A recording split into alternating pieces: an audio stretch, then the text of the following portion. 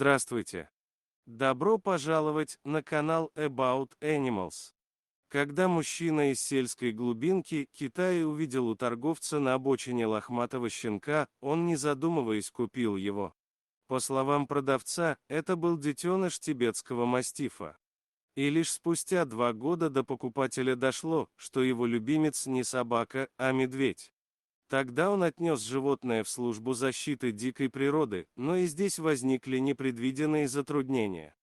Эта история произошла с сельским жителем по имени Суму из южно-китайского округа Йилянь. Мужчина купил щенка и заботился о нем, как о собаке. Изначально он не обращал внимания на то, что пес не умеет лаять, да и ведет себя далеко не как собака. Шли месяцы, и животное росло, постепенно превращаясь в крупного зверя. С каждым днем оно все меньше напоминало мастифа.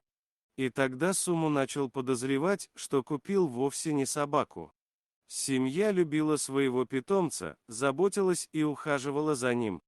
Мохнатый друг обожал лакомиться фруктами, а также мясным бульоном и лапшой. Постепенно все начали понимать, что всеобщий любимец – медведь, которому, к сожалению, не место в доме. Первым делом Су обратился в зоопарк, но там потребовали свидетельства о рождении животного. Без документов зверя принять не могли. Чем больше мужчина вникал в ситуацию, тем четче понимал, что невольно нарушил закон. Тогда он связался с Вилянским бюро защиты лесов, чтобы получить нужные документы и выпустить медведя на свободу.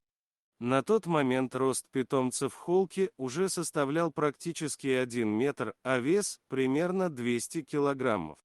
Семья все эти месяцы хорошо заботилась о медведе. Мишка был сыт и абсолютно здоров, на нем не было следов плохого обращения, что говорило в пользу Су и его домочадцев. Осмотрев животное, экологи пришли к заключению, что к зверю относились с теплотой и заботой. В противном случае мужчине пришлось бы нести ответ перед законом.